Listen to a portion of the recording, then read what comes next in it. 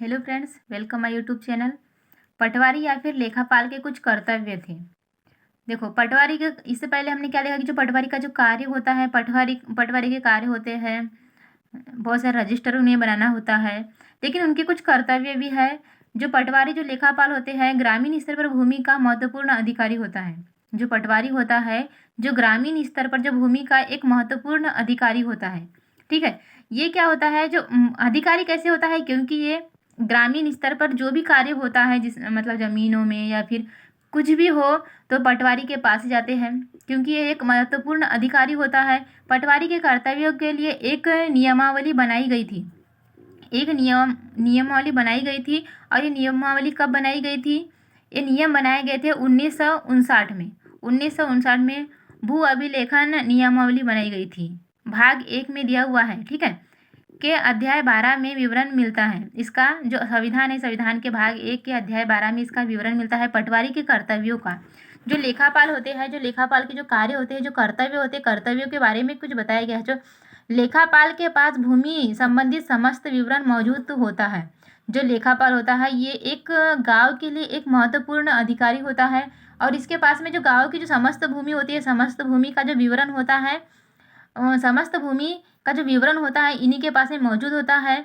तथा भूमि से संबंधित विवादों को निपटाने में लेखापाल की महत्वपूर्ण भूमिका होती है। आपने भी देखा होगा कि अगर किसी से मतलब कोई ज़मीन से रिलेटेड अगर कुछ भी हो जाए, तो सबसे पहले क्या बोलते हैं कोई भी, कि पटवारी के पास हमें जाना चाहिए, क्योंकि पटवारी के पास में इन सब का एक समस्या का हल होता है, समाधान होता है।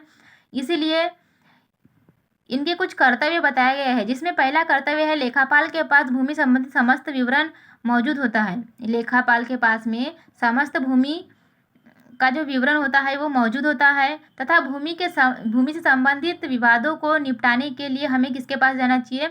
लेखापाल के पास जाना चाहिए। इन लेखापाल की महत्वपूर्ण भूमिका होती है। लेखापाल की एक महत्वपूर्ण भूमिका होती है, ठीक है। जो लेखापाल का भूमि के क्रय विक्रय में भी महत्वपूर्ण योगदान होता है। देखो, इसमें क्या होता है कि अगर एक किसान ने दूसरे किसान को अपनी ज़मीन को बेची, या फिर कोई किसान ने ज़मीन खरीदी, तो वो सबसे पहले क्या करेगा?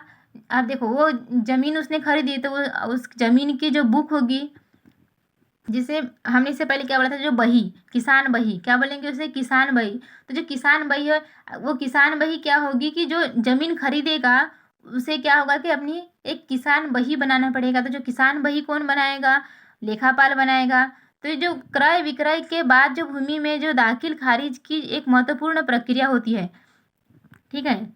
इसमें क्या बोल रहा है कि जो लेखापाल जो भूमि के क्रय विक्रय में भी एक महत्वपूर्ण योगदान होता है। इसमें पटवारी विक्रेता से क्रेता के नाम की भूमि हस्तांतरित कर देता है। मतलब उसमें क्या कर देता है? वो परिवर्तन कर देता है। हस्तांतरित मतलब इस जो खरीदेगा उसके नाम वो भूमि के नाम पर दर्ज कर देगा।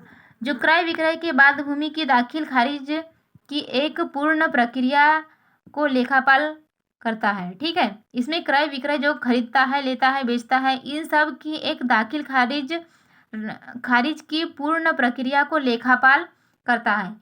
इन सब के ऊपर किसका एक महत्वपूर्ण कार्य होता है? लेखापाल का कार्य होता है। एक पीढ़ी से दूसरी पीढ़ी में हस्तांतरण पटवारी की एक महत्वपूर्ण भूमिका होती है। अगर देखो, किसी के फादर की डेथ हो गई है और वो ज़मीन उसके पापा के नाम पर थी, तो ज़मीन का जो हस्तांतरण होता है, जो बेटे के नाम पर होता है, कौन करता है? लेखापाल करता है। जो पटवारी का एक ये महत्वपूर्ण कार्य है लेखापाल के।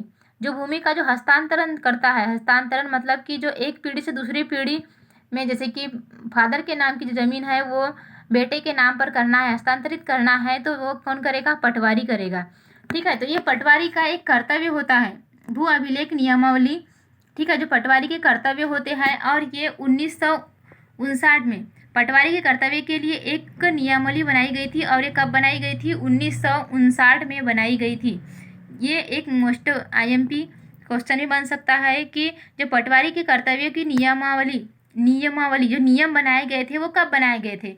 तो जो पटवारी के कर्तव्यों का जो नियम बनाया गया था, 1959 में बनाया गया था।